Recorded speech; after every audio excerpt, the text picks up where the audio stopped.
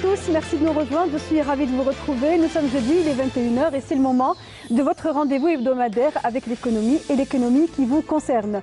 80% des agriculteurs ne peuvent pas accéder au financement bancaire, c'est le ministre de l'Agriculture, du Développement rural et de la Pêche qui l'a annoncé cette semaine. Cette proportion consiste en de petits exploitants, des éleveurs qui ne s'assurent pas et qui fonctionnent grâce à l'autofinancement et qui ne vont pas vers le crédit bancaire. Une situation dont découlent beaucoup de problèmes. L'agriculteur éleveur est de ce fait fragile, limité et souvent incapable de faire face en cas de risque, en cas de catastrophe ou en cas de risque du marché, car il y en a beaucoup. Qu'est-ce qui peut être fait pour renforcer l'agriculteur, faire que son activité dure dans le temps et puis sa production surtout soit plus stable sur les marchés pour pouvoir subvenir à nos besoins qui sommes consommateurs. Pour faire ce débat, nous avons invité messieurs qui sont concernés par le sujet. Merci d'avoir accepté notre invitation. Monsieur Omari Sharif, bonsoir.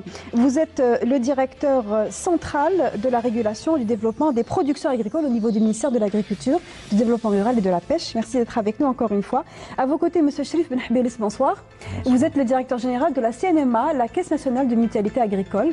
À ma gauche, monsieur Aïssa Mansour, bonsoir. Bonsoir. Vous êtes expert agricole. Merci d'être avec nous. Et à vos côtés, monsieur Hattab Messoud, bonsoir. Vous êtes exploitant agricole dans la région de la Mitidja et vous représentez ici ce soir à la Chambre de l'agriculture de la wilaya d'Alger. Voilà donc pour le débat de ce soir qui va donc parler d'agriculture, mais surtout parler de la situation des agriculteurs qui, comme je le disais tout à l'heure, est souvent difficile et rendue difficile surtout par les différents risques, par les différentes difficultés rencontrées. Nous sommes allés à travers le reportage que nous allons suivre tout de suite dans la région de l'Arba'a. Notre reporter Hasna Zoubiri est allé à la rencontre d'agriculteurs qui témoignent des différentes difficultés qu'ils rencontrent, notamment des risques climatiques, car c'est d'actualité actuellement. Je vous propose de suivre son reportage, je disais réalisé par Hasna Zoubiri. Le taux d'assurance agricole dans la commune de l'Arba'a représente 40% de l'assurance globale de la Caisse nationale de mutualité agricole, soit 5% de progression comparé à l'exercice précédent. Inciter les agriculteurs à souscrire à une assurance agricole n'est pas une chose facile. Pour ce faire, de nombreuses campagnes de sensibilisation ont été lancées par la CNMA au profit des agriculteurs. Mais il y a toujours des éleveurs qui sont réticents à l'assurance, mais toujours est-il, on fait quand même, à longueur d'année, on fait des journées de sensibilisation et même de prévention envers les éleveurs qui sont assurés, on les oriente, on leur donne, c'est-à-dire on fait, on est non seulement des assureurs, mais on les accompagne dans tout ce qui est prévention pour éviter l'introduction des maladies. L'Algérie n'est pas à l'abri des changements climatiques, ce qui influence considérablement le rendement et la production agricole. Consciente de cette situation, la CNMA veut apporter son aide aux agriculteurs pour qu'ils soient indemnisés contre tous les risques. On a vu par exemple le phénomène de la sécheresse qui s'est installé, qui perdure dans le temps. On a vu aussi le phénomène de la grêle qui a causé des pertes énormes aux agriculteurs. On a vu aussi le phénomène de l'inondation, la tempête au mois de février, mars, avril, qui ont causé aussi des pertes, surtout aux serres, d'ailleurs même aux cultures. Donc toutes ces pertes-là fragilisent l'agriculteur. Donc il est dans une situation où il a besoin d'une assurance. Des agriculteurs que nous avons rencontrés à l'Arba'a en témoignent de l'importance de l'assurance agricole. Certains d'entre eux ont d'ailleurs fait face à des incidents. J'assure contre la mortalité du bétail. D'ailleurs, j'ai vécu une situation pareille et Dieu merci, je n'ai pas eu de problème avec mon assureur.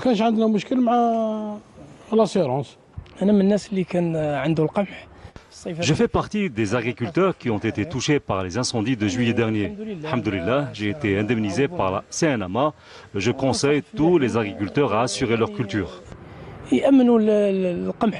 Normalement, les agriculteurs doivent acheter des parts en premier et s'assurer annuellement les bâtiments, le cheptel, les serres, les aléas climatiques, les incendies, parfois la sécheresse. Durant l'exercice 2016-2017, la CNM a indemnisé plus de 42 milliards de centimes, dont 2 milliards de centimes seulement suite aux incendies qui ont ravagé des milliers d'hectares agricoles cet été.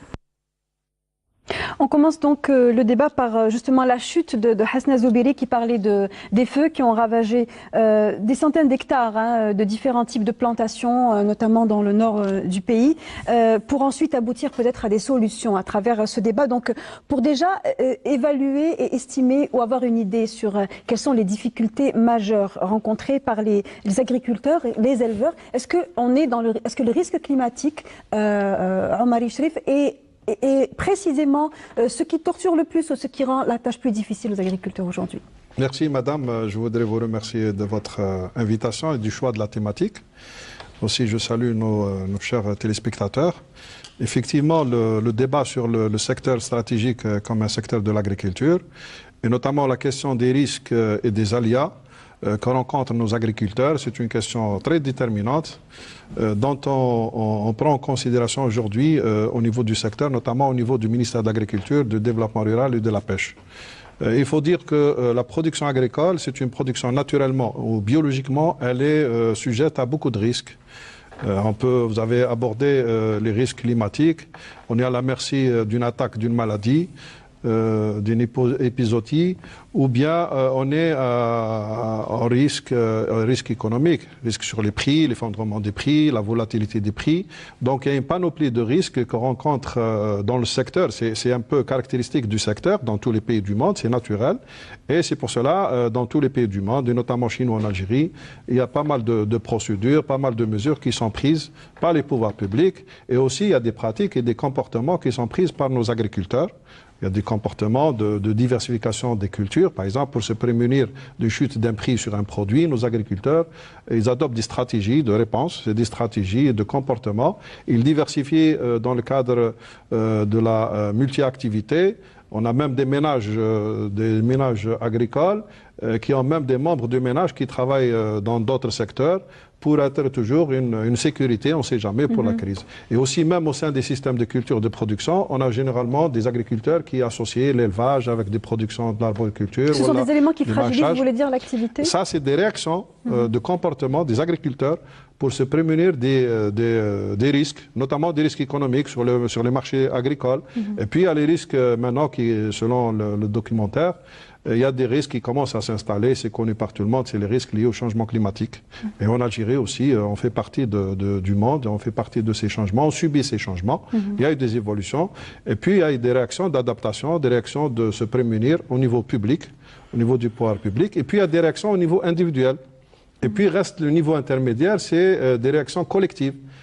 Parce que aussi, on se prémunit à travers un comportement solidaire dans le cadre d'une coopérative, ou bien dans un cadre professionnel. Il y a des fonds professionnels dans certains pays qui peuvent réagir. Et puis, dans le troisième élément essentiel, c'est l'apport des assurances, des risques assurances pour se prémunir contre les aléas qui peuvent se présenter sur les niveaux de rendement, les niveaux de production, la qualité de la production. Tout ça, ça impacte un peu les revenus des agriculteurs. Et l'assurance, c'est un élément essentiel qui pourra répondre pour se prémunir de ces risques. Justement, on va revenir justement à la question liée à l'assurance. On retient que les agriculteurs, lorsqu'ils se fédèrent, ils sont plus forts et ils ont des process ou des solutions de sortie de crise qui sont plus optimisées par rapport à leur activité. Ça, on insiste beaucoup, c'est une question fondamentale. Justement, alors, la question, je voudrais la poser cette fois à une personne, un acteur qui est concerné, qui est un agriculteur. Messaoud Hattab, selon vous, est-ce que les risques climatiques sont le problème qui domine le plus ces dernières années dans ce que rencontre l'agriculteur en Algérie, ou bien est-ce qu'il y a d'autres types de risques qui sont prépondérants? Oui, tout d'abord, je vous remercie de l'invitation et pour que nous puissions donner notre avis sur la question. Effectivement, comme l'a dit M. Omari, l'agriculture, par sa nature, elle est exposée à tous les aléas, soit climatiques, soit économiques, soit phytosanitaires, etc., y compris les catastrophes naturelles telles que la grêle, telles que le sirocco, etc., et aussi certaines maladies que l'on ne peut pas dominer ou maîtriser. Bien sûr, aussi, nous sommes exposés au risque du marché, comme vous le savez, l'agriculteur investit sans aucune garantie. Hein?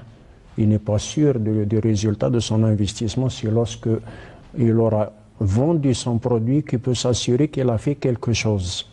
Vous pouvez produire et ne rien prendre.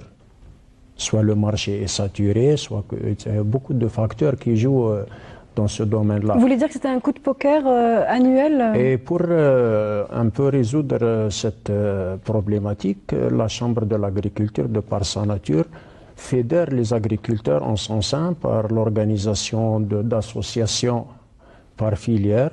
Chaque filière a une association et ces associations-là ont pour rôle de sensibiliser, de vulgariser certaines techniques, etc.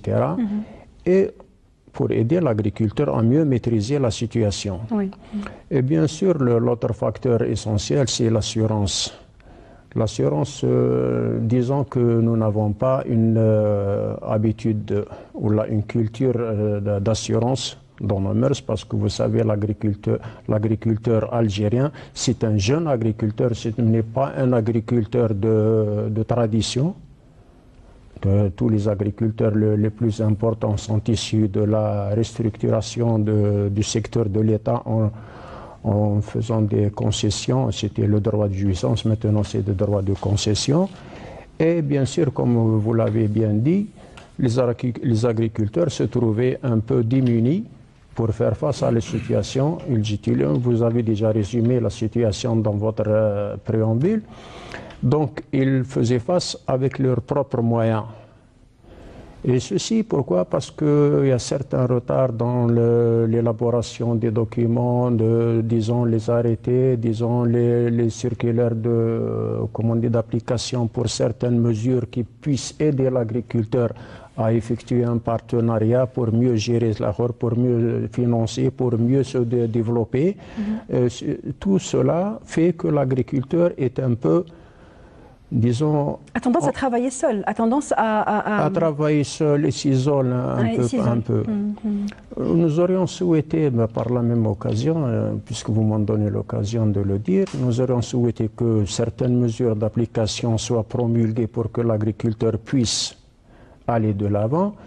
Et aussi dans le secteur des assurances, vous savez que l'agriculteur n'est pas tellement enclin à s'assurer parce que disons que la communication ou la relation entre les assureurs et l'agriculteur est un peu distante.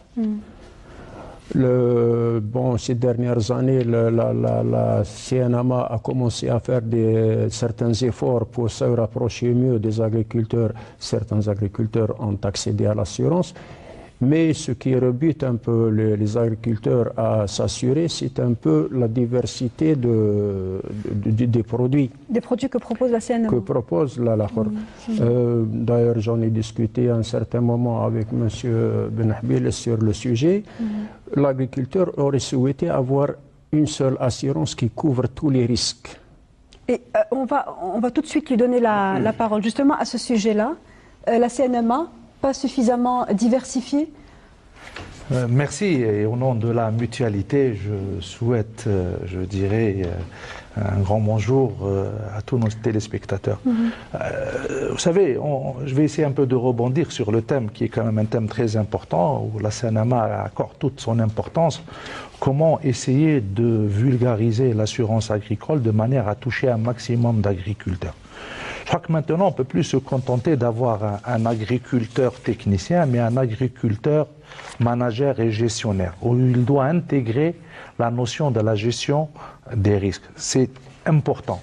Avant de parler de l'assurance, je crois qu'on doit d'abord, je dirais, impliquer la notion de gestion des risques climatiques dans nos plans ou dans nos programmes. Ça, c'est très important. Ça permet au moins de diminuer et de prendre conscience un peu, je dirais, de la problématique des risques qui, je dirais, peuvent demain ruiner des agriculteurs. Ça, c'est très important. La CNAMA s'est engagée depuis maintenant 3 ans dans un programme de modernisation des assurances agricoles. Il n'existe pas une seule filière qui n'a pas un contrat d'assurance, notamment qui les couvre contre les risques climatiques, des multipérils. Pour répondre un peu à notre ami, M. Hattab, c'est vrai qu'on a eu beaucoup de discussions avec lui et avec l'ensemble de la corporation, parce qu'on ne peut pas, nous, à partir de nos bureaux, préparer des produits sans avoir à les tester, à les valider et en discuter avec la corporation, que ce soit avec les agriculteurs, que ce soit avec les instituts techniques et même avec les corporations. C'est tellement important. On est dans une espèce de logique de modernité et, je dirais, d'ouverture. Ça, c'est très important. La Sanama a quand même, jusqu'à présent, c'est vrai qu'elle est leader dans les assurances agricoles, malheureusement, le taux ne dépasse pas les 16%. Nous sommes très loin un peu par rapport aux potentialités, mais il y a un effort. Mais ça, je pense qu'on peut un peu sortir un certain nombre, je dirais, de causes qui malheureusement freinent le développement de l'assurance. C'est vrai que les produits ne répondent pas, jusqu'à présent, ne répondaient pas comme il se doit à la aux besoins des agriculteurs. Le deuxième point, vous savez très bien que l'assurance agricole n'est pas chose aisée. Parce que nous voulons faire de l'assurance agricole un acte économique et non pas un acte administratif. Ça veut dire que l'assurance agricole n'est pas perçue comme un acte administratif. Ce n'est pas juste un contrat avec un document qu'on doit avoir sur soi. Il a des répercussions. Un peu comme pour le véhicule. Voilà. Il faudra aussi revenir un peu à la problématique. Il faudra que l'assurance soit non pas marginalisée dans ce débat économique et social, il faut qu'elle soit, je dirais, un levier de développement dans la politique agricole. Et l'assurance agricole doit être un levier de développement dans la politique agricole. C'est un instrument indispensable dans la promotion et le développement et la modernité du secteur agricole. Alors justement, on va revenir dans le détail sur justement en quoi l'assurance peut impacter positivement en amont l'activité agricole. On va y revenir, mais juste pour répondre, l'assurance multirisque existe aujourd'hui? Bien sûr, nous avons ce qu'on appelle des multirisques et des multipérils. Et nous avons même des assurances perte de rendement. Nous étions le seul ici, et même dans le continent africain, à développer, on appelle une perte de rendement en céréales irriguées. Vous savez très bien que le ministère de l'Agriculture, dans sa politique, c'est un peu l'extension des surfaces irriguées. C'est un investissement très lourd, avec un rendement quand même très important. Il fallait sécuriser. Et un soutien très important à la céréaliculture en particulier. Et en particulier, alors il fallait quand même développer des outils. Vous savez, une politique ne peut jamais réussir si elle n'est pas accompagnée par des outils financiers pérennes. C'est ce que nous voulons faire de l'assurance. Nous donnons une autre conception. La CNMA est en train de donner une autre conception de l'assurance agricole comme un outil de développement et non pas comme juste une assurance classique comme elle est pratiquée sur le marché. Alors, on a une idée sur ce que fait la CNMA, ce qu'elle espère faire aussi dans le futur. Aïssa Mansour, votre point de vue, on voit déjà qu'il y a une attente, mais il y a aussi une offre sur le marché, en tout cas celui de l'assurance publique. Aujourd'hui, selon vous, pourquoi est-ce qu'il n'y a pas connexion, étant donné que seulement 16%, comme le disait M. Benhabili, 16%, la CNMA ne couvre que 16% d'activité agricole? Ok, bonsoir. Et je vous remercie, madame, d'avoir abordé le sujet de l'agriculture, parce que si souvent on dit que l'assurance agricole est le parent pauvre du marché des assurances, moi je vous dis que l'agriculture est le parent pauvre des secteurs abordés par la presse. On aborde peu le secteur agricole. Bon, revenons à votre question. On essaie de s'améliorer. Oui. Bon, on dit souvent que les agriculteurs se plaignent, toujours, et ne sont jamais satisfaits. Mais je pense qu'il faut les comprendre, parce que les agriculteurs exercent une profession dure, une profession vraiment dure. Et leur activité, qui exerce à ciel ouvert, donc elle est exposée à tous les risques. Elle est exposée à tous les risques. Donc, revenons à votre question, pourquoi il n'y a pas un taux de pénétration important pour les assurances agricoles? Je vous dis qu'il y a plusieurs causes parmi. Premièrement, il y a l'inexistence d'une culture de prévoyance chez les agriculteurs. Il faut le reconnaître. C'est la première des choses. Deuxièmement, je pense aussi... Donc la première raison incombe à l'agriculteur en lui-même. Oui, bien sûr. C'est tout à fait normal. Il est responsable de sa situation, c'est ce que vous voulez dire. Bon, c'est parmi d'autres. Hein. Il y a le deuxième point. Le manque de sensibilisation. Il faut avouer qu'il y a un manque de sensibilisation de la part des compagnies d'assurance. Il n'y a pas des campagnes de sensibilisation vers les agriculteurs. Il y a aussi, les compagnies d'assurance ne présentent pas des produits variés qui répondent aux attentes des agriculteurs. Il y a aussi la lourdeur la lourdeur des procédures administratives en cas de sinistre pour le remboursement. C'est un parcours de combattant. C'est un parcours de combattant. Bon, pour se faire indemniser, vous voulez dire, hein? Pour se faire indemniser. Oui, pour se faire indemniser, bien sûr. Il y a aussi le faible taux de remboursement. Et ça aussi, c'est une question qui est soulevée par plusieurs agriculteurs. Donc, oui. Est-ce que vous êtes d'accord avec ces points-là, M. Saoud Hatab? Oui, dans la majeure partie, oui, mais... Lenteur, faible niveau d'indemnisation aussi? Heureusement, je suis assuré moi-même. J'assure mon verger et mes bâtiments d'exploitation et même mon domicile dans la CNMA. Heureusement, je n'ai pas eu de sinistre. Donc, je ne peux pas dire. Et je ne souhaite à aucun d'avoir un sinistre parce que le sinistre, c'est le dernier recours. Mais par contre... Mais vous êtes membre de la Chambre des agriculteurs, j'imagine que vous avez un écho des agriculteurs. Pour ne pas contredire mon voisin, je ne suis pas tellement d'accord.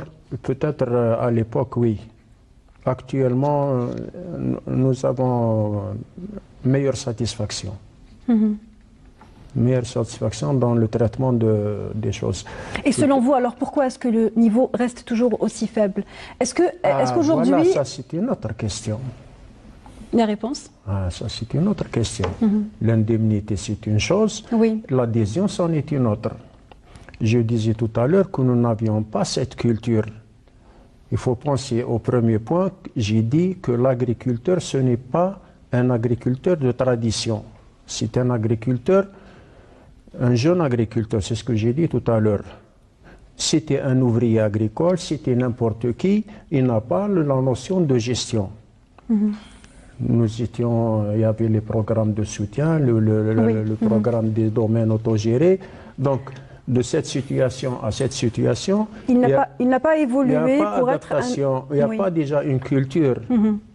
Ça, c'est le premier point. Oui, je dirais, je serais encore d'accord sur un autre point avec mon collègue, c'est la communication. Il n'y a pas eu assez de communication. Il y a une certaine crainte. Par exemple, avant de discuter avec M. Benhabil sur le sujet, nous avions, vous assurez votre verger contre la grêle. Si vous dépassez le mois de mai, vous n'êtes pas assuré. Si vous vous assurez à telle période que la grêle tombe à une certaine période, vous n'êtes plus assuré. Donc il y a des conditionnalités. Ça posait problème. Il y avait quand même un certain jeu d'écriture qui ne convenait pas, ce qui faisait fuir l'erreur. Maintenant, non, nous voulions que l'assurance couvre tous les risques. Vous avez une grêle, vous avez une maladie, vous avez n'importe quoi, vous ne serez remboursé qu'une seule fois sur votre produit. Donc, les autres risques, vous les avez en bénéfice parce que vous allez inclure dans votre tarif d'assurance tous les risques là. Vous n'allez rembourser qu'un seul risque. C'est ce que nous avions discuté avec M. Benhabil. Si je crois que déjà ça commence à être mis pris en charge. C'est déjà une amélioration, mais nous souhaitons beaucoup plus. Aujourd'hui, je continue sur ma lancée. Où aussi il y avait le manque d'accompagnement. Comme vous le disiez tout à l'heure, l'agriculteur n'a pas les moyens financiers pour assurer sa production. Il ne peut pas accéder au crédit à cause de certains documents qu'il ne possède pas encore, parce qu'il n'a rien à offrir comme garantie aux financiers. L'acte de concession n'est pas viable et ça pose un autre problème. Si vous me posez la question, je répondrai à ce sujet. Donc, qu'est-ce qu'il aurait été souhaitable? Que la CNMA, l'assurance agricole, puisse accompagner l'agriculteur dans ses projets. De ce fait, là, premièrement, il peut réaliser son projet. Deuxièmement, il est assuré parce que l'accompagnement sera conditionné par une assurance.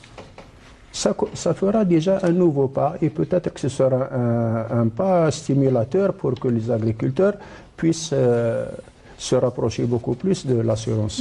Cherif Benhabil. Je me réjouis quand on essaye un peu d'impliquer l'assurance un peu dans tout ce programme, et d'ailleurs c'est ce que nous essayons de faire. La CNMA essaye un peu de jouer son rôle. comme un instrument indispensable dans la promotion et le développement d'une politique agricole. Je pense que l'assurance ne peut plus être perçue comme un acte administratif, comme je l'avais dit avant, mais comme un outil d'accompagnement. Il faut qu'on arrive à faire la promotion de cette assurance. L'assurance agricole ne peut pas concerner que la CNMA. Il faut que l'ensemble des acteurs qui gravitent dans ce secteur puissent participer. Je pense que l'agriculture pourra fonctionner avec un système coopératif et mutuel. C'est très important. D'ailleurs, la CNMA existe depuis plus de 100 ans. Elle est encore là, aussi solide qu'avant. Elle offre un certain nombre de services et elle peut encore aller encore un peu plus loin dans, je dirais, dans ses missions, comme, je dirais, un partenaire à part entière avec les agriculteurs et les éleveurs. Nous sommes la seule institution où nous sommes en train de créer des agences un peu partout, notamment dans les coins les plus reculés. L'assurance agricole, malheureusement, n'est pas pratiquée par l'ensemble des compagnies d'assurance. Pourquoi? Parce qu'on ne gagne pas sur l'assurance agricole. Vous savez, moi, quand je fais un contrat d'assurance qui couvre un agriculteur contre un certain nombre de risques climatiques et contre un certain nombre de maladies, vous savez, le rapport sinistre à prime est déficitaire. Mais je le fais, pourquoi? Parce que je me sens concerné.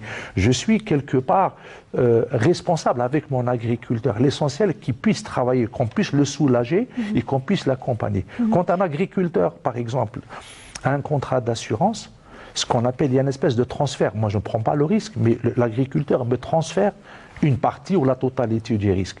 Mais pendant tout ce contrat, ce que je fais, moi, c'est je l'accompagne avec mes experts de manière, si demain un risque arrive, eh ben, il sera minime. Il faudra qu'on fasse ce travail. Un agriculteur ou un éleveur a besoin d'accompagnement. C'est ce que nous essayons de faire au niveau de la CNMA avec notre réseau. C'est un travail connexe. Les nombreux hectares qui ont été brûlés durant cet été, est-ce que c'est... D'abord, est-ce que vous avez une idée sur l'envergure des dégâts qui ont été occasionnés par ces feux qui se sont propagés sur des centaines d'hectares. Et est-ce que ces propriétaires étaient assurés? Malheureusement, très peu d'agriculteurs étaient assurés. Je peux vous donner un chiffre que nous avons sur les incendies qui, malheureusement, ont quand même ravagé, je dirais, énormément d'hectares. Seuls 100 agriculteurs étaient assurés. Nous avons indemnisé ces agriculteurs pour sur un combien? montant.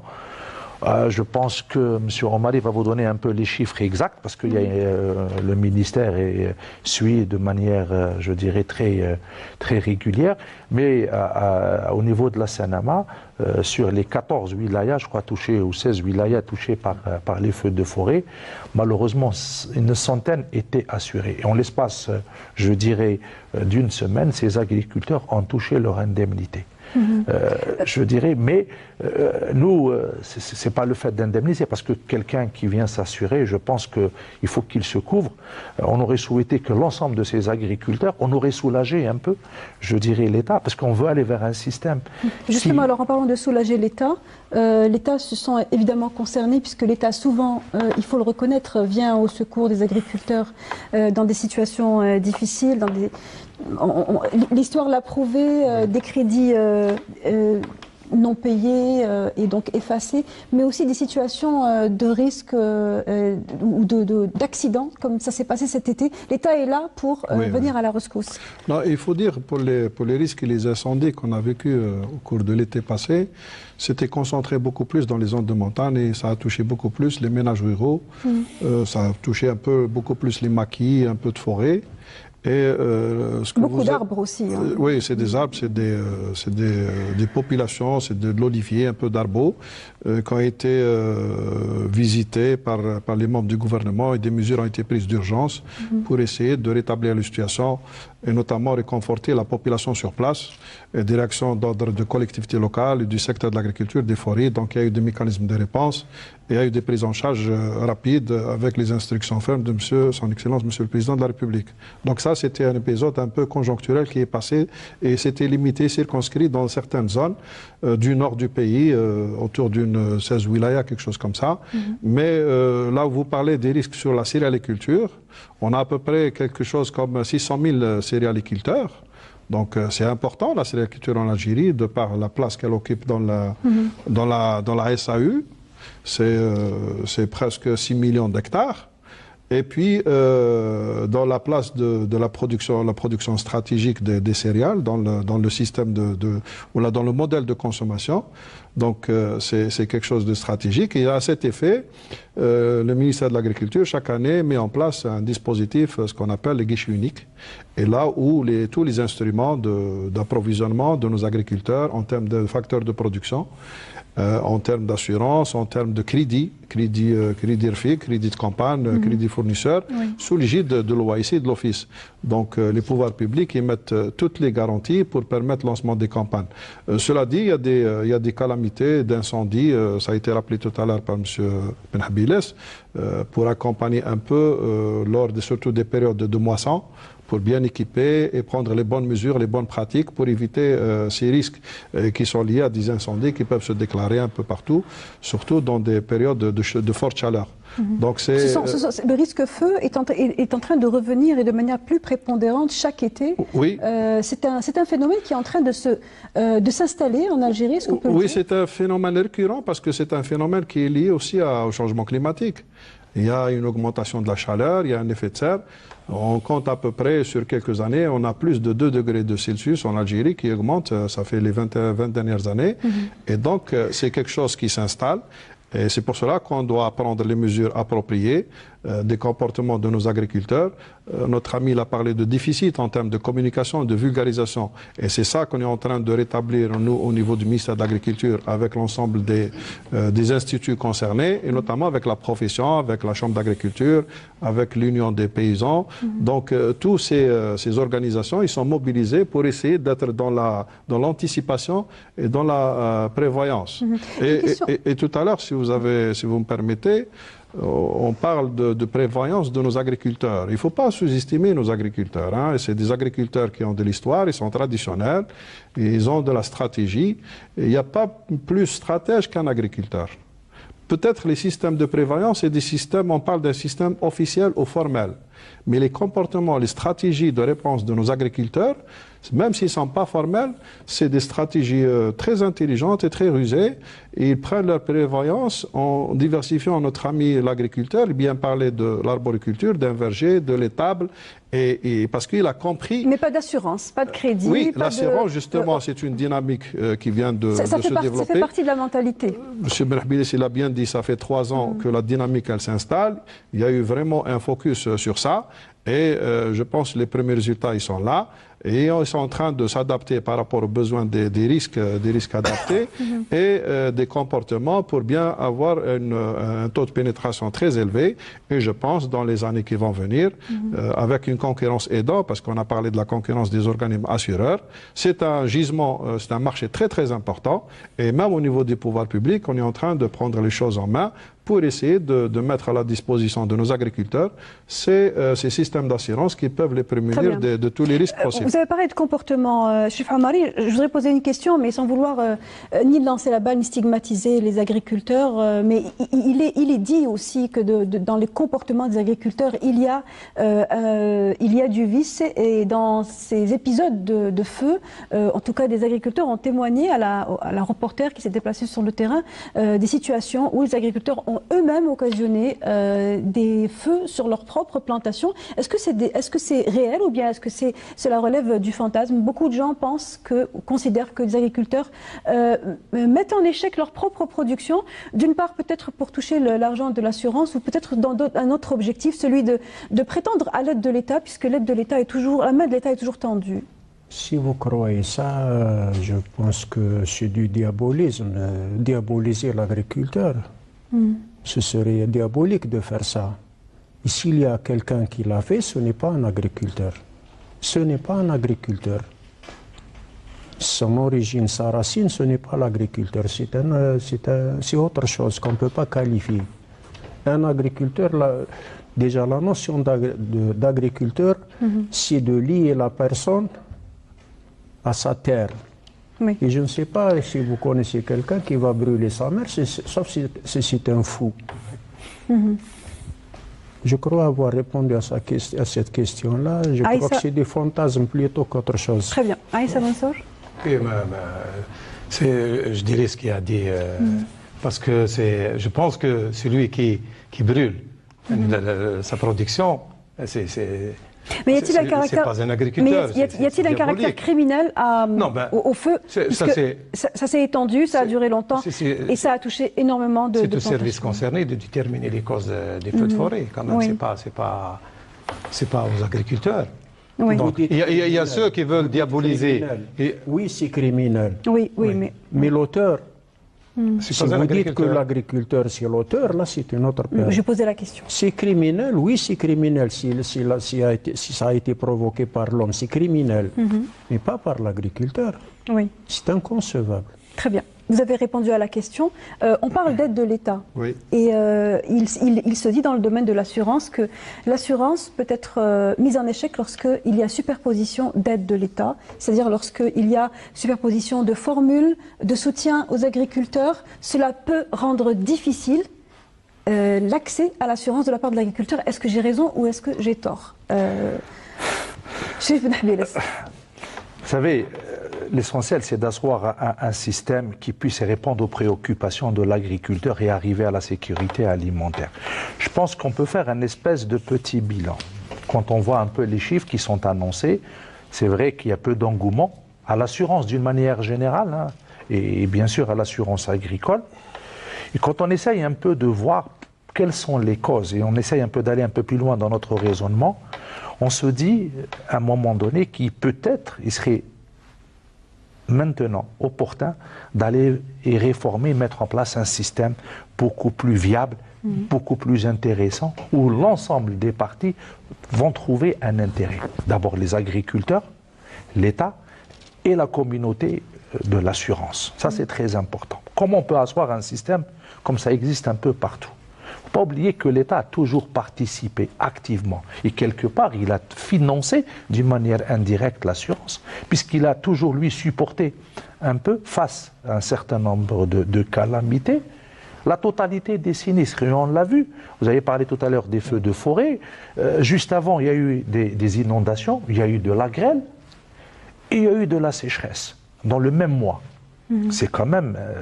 je dirais, une situation très bénigne pour l'agriculteur et l'éleveur, et c'est lui-même qui en pâtit, malheureusement. La production aussi en a pâti. Bien sûr, ça veut dire que l'aléa climatique peut avoir aussi des répercussions sur le marché, c'est-à-dire quelque part, le risque marché peut avoir aussi des conséquences par rapport à l'aléa climatique. Oui. Il faudra qu'on intègre maintenant, moi je crois qu'il est temps qu'on intègre d'abord la gestion et la prévention de risques dans nos programmes, ça c'est très important, et qu'on leur consacre un peu, je dirais, avec les professionnels tout le temps et qu'on mesure un peu ses impacts. Le deuxième, il faudra aller vers un système plus intéressant.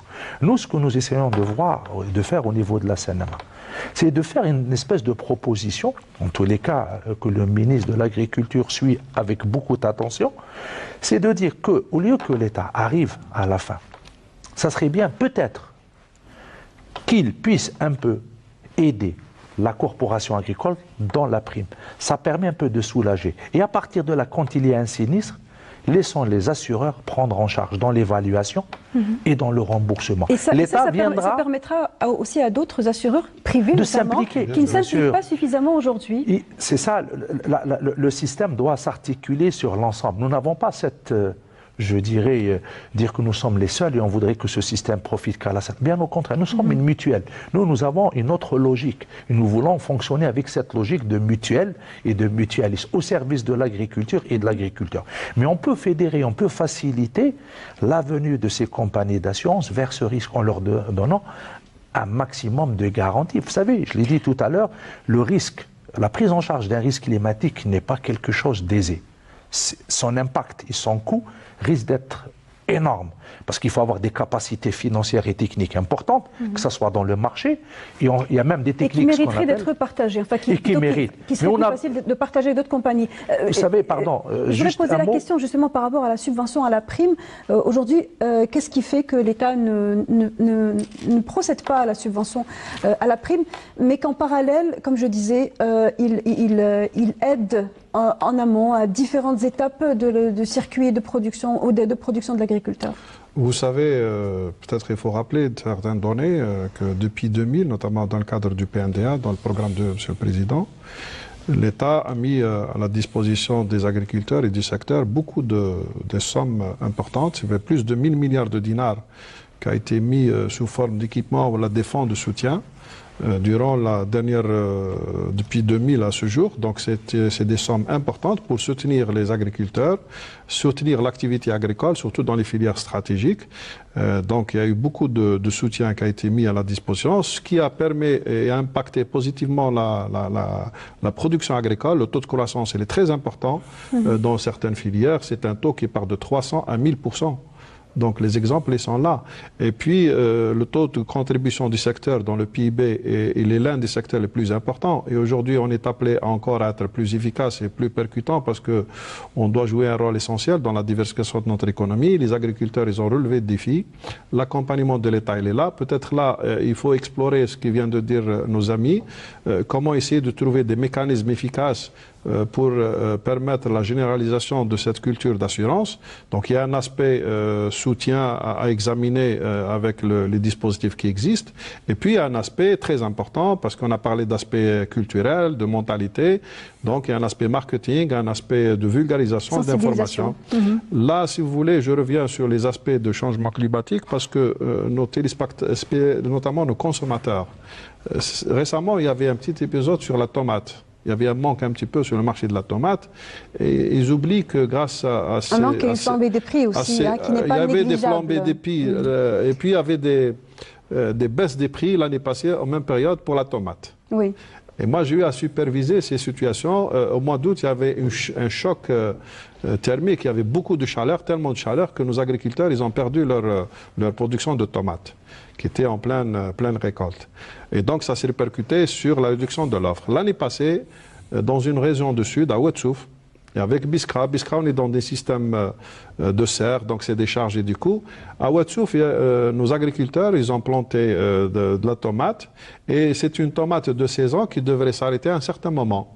Parce qu'on devrait avoir de l'hiver, un peu de froid, donc moins de production. Et puis les changements climatiques, ils ont fait que la chaleur, il y avait de la chaleur, et la récolte de la tomate ne s'arrêtait pas. Donc elle a dépassé le cycle végétatif, ce qui s'est répercuté sur l'effondrement des autres types de cultures tels qu'à Biskra. Et donc ça devient des aléas climatiques. On est en train de les intégrer parce que c'est quelque chose d'avéré, et on est en train de les intégrer en apportant des éléments de réponse, comme ça a été dit tout à l'heure, en termes d'innovation, en termes de recherche, en termes de biotechnologie, en termes d'adaptation des variétés des semences. C'est un travail qui se fait dans la continuité et c'est la voie de l'avenir. Donc on est en train de faire associer nos amis de l'université, des centres de recherche, nos centres de recherche aussi qui travaillent et les centres les instituts de vulgarisation pour apporter les bonnes pratiques. Préserver les ressources, c'est quelque chose de très important. Préserver l'eau, c'est très important.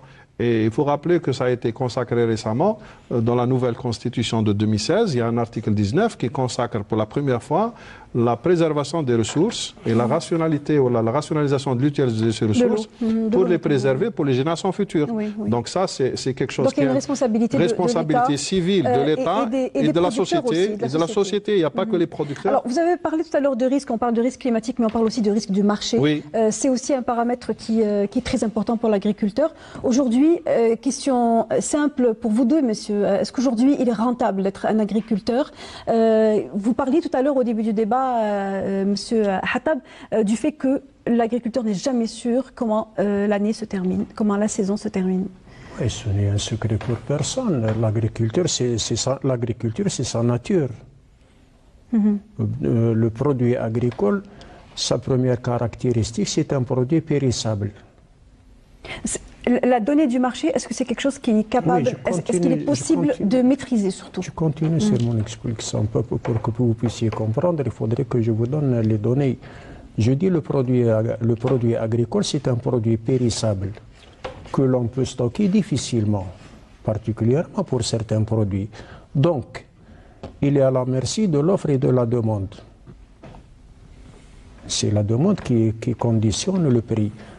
Nous pouvons avoir la chance des fois d'avoir des prix parce que le produit est juste suffisant, mais des fois quand le produit est abondant, malheureusement la transformation n'est pas encore arrivée à à absorber, et puis il y a une certaine organisation qui n'est pas encore mise en place pour absorber le surplus.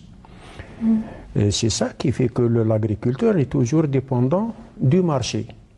Ça peut être une année heureuse, comme ça peut être 5 années malheureuses. Mais on doit continuer à travailler. On a souvent demandé à l'agriculteur de relever le défi. Mais il l'a fait ces dernières années. On avait la surproduction, mais on l'a abandonné à mi-chemin. Parce qu'en l'absence de la régulation du marché, l'agriculteur perd. Surtout, par exemple, M. Omari a évoqué l'exemple de la tomate. La tomate se vendait sur terrain à 5 dinars. À 5 dinars. 25 dinars sur le marché, 200 dinars. Une augmentation de 800%. Et ce n'est pas l'agriculteur qui gagne. Si c'était l'agriculteur qui gagne, il va investir, il va produire plus. Le problème, c'est qu'on a laissé le marché sans régulation. Il a été infesté par des intermédiaires qui contrôlent tout le marché et qui achètent, qui stockent et qui déstockent quand ils veulent. Et ils appliquent les prix qui leur chantent. Sans que cela ne change absolument rien pour l'agriculteur surtout. Mais seulement, l'agriculteur, il est perdant. Il faut le dire, l'agriculteur, il est perdant. L'agriculteur, il n'est pas assuré, lui-même, il n'est pas assuré. Sa culture n'est pas assurée. Et son produit se vend avec des prix dérisoires. Le prix, ils vendent la pomme de terre à 25 dinars, il la trouve à 70 dinars au marché. Mais c'est aberrant. Oui. C'est celui qui ne produit pas, c'est celui qui gagne. Est-ce que cela touche et fragilise davantage les petits agriculteurs, les petits producteurs, on va dire, plutôt que ceux qui sont constitués en C'est un agriculteur qui produit. Il a une surproduction cette année. Et ça va baisser les prix, donc il va perdre. L'année prochaine, il peut ne pas faire. Donc oui. C'est ça. Quel est l'impact direct justement sur le comportement des agriculteurs, ces hausses de prix sur le marché? Est-ce que ça a eu un impact sur l'activité des agriculteurs?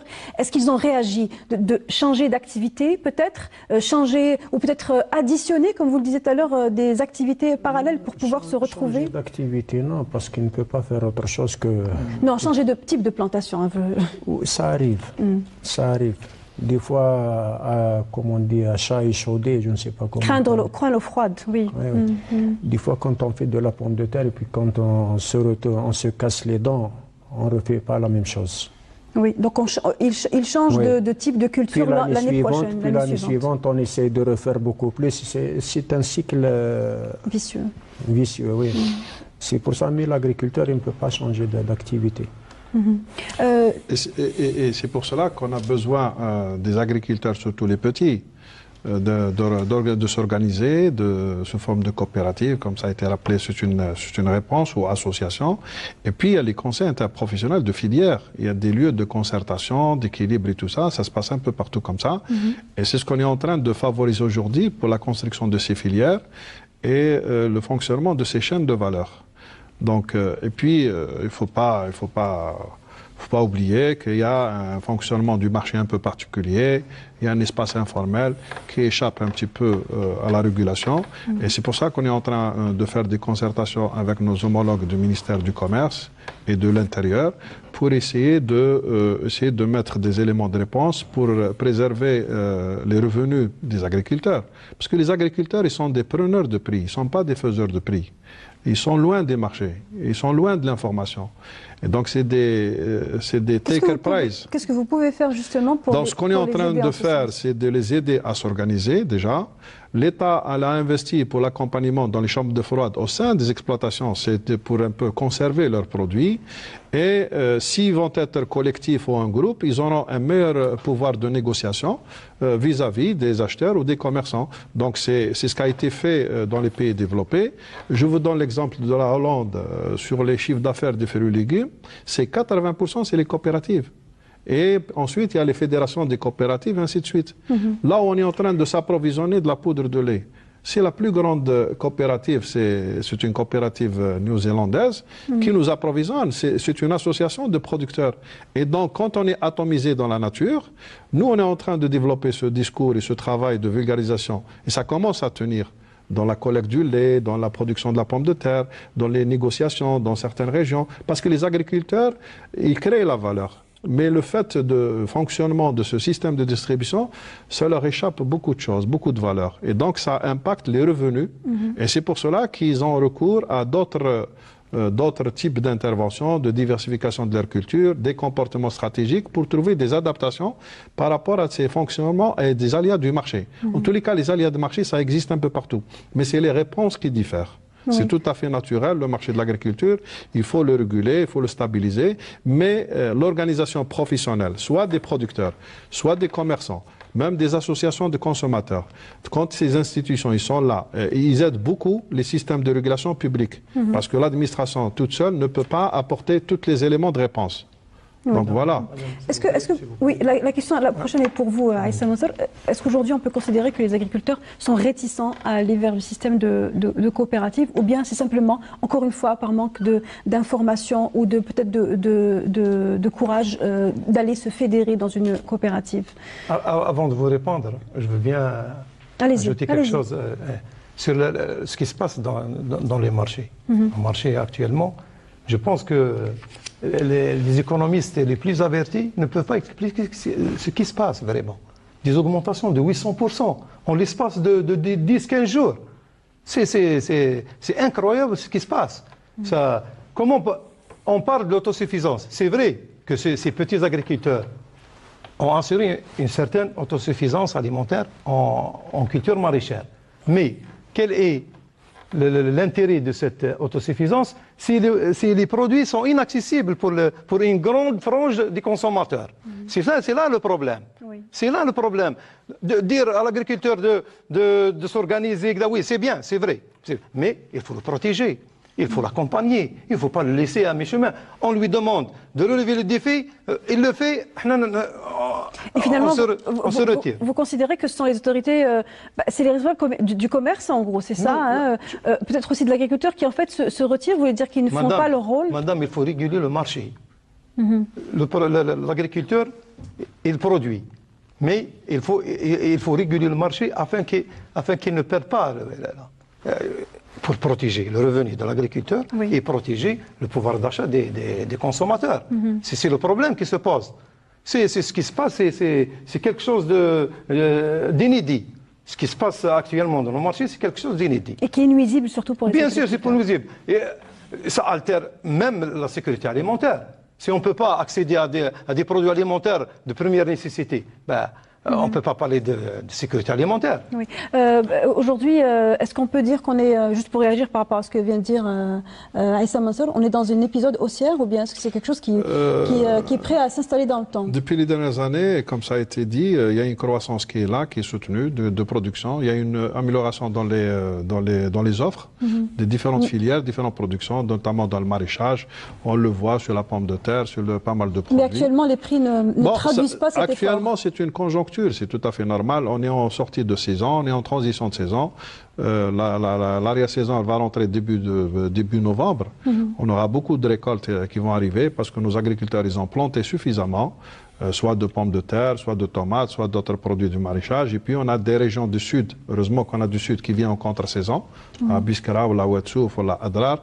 Donc il y a beaucoup d'offres qui vont arriver. Inch'Allah, ça va encore améliorer la stabilité. Et c'est vrai ce qu'il vient de dire notre ami. Moi, je dirais par rapport à l'agriculteur, c'est l'effet inverse quand il y a effondrement du marché, quand il y a une surproduction.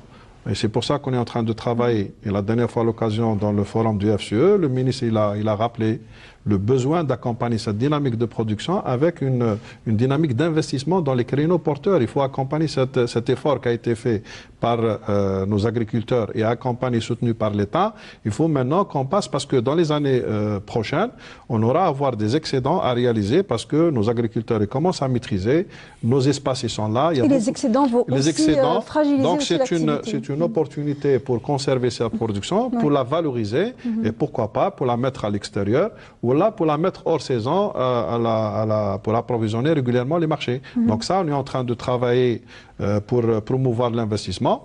Et avec le nombre de projets qui sont en train de se mettre en place, notamment dans le cadre de la mise en valeur des terres au niveau du Haut-Plateau le Sud, mais dans le soutien de la production en amont ou en aval de la production pour valoriser cet effort qui a été réalisé. Et actuellement, il y a une dynamique d'investissement qui est très très importante dans le secteur de l'agroalimentaire et dans le secteur de l'agriculture. Une dernière question.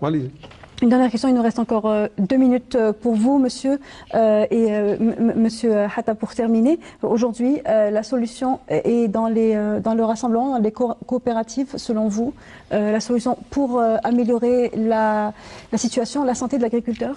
Bien sûr, moi je pense que le système coopératif va donner énormément et donnera énormément d'avantages. Si je prends le cas de l'assurance, les coopératives bénéficient d'un certain nombre d'avantages en matière de tarifs, en matière d'échéanciers de paiement, etc.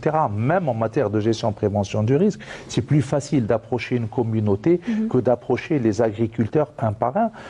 Comme vous le savez, malheureusement, notre agriculture, heureusement, est constituée de 70% qui possèdent quand même une superficie de moins de 5 hectares. C'est très difficile d'approcher. Maintenant, c'est vrai que maintenant, il y a d'autres outils que nous sommes en train de connaître avec des instituts comme l'Office national de météorologie ou même les agences satellitaires qui vont être aussi, pour lesquels on peut peut-être tirer profit et pour modéliser des contrats d'assurance et pouvoir un peu mettre en place des assurances qu'on appelle des assurances indicielles qui seront très intéressantes pour l'avenir et qui vont soutenir l'agriculteur et lui assurer un revenu minimum. Je pense qu'il faudra qu'on aille vers ces technologies qui sont indispensables.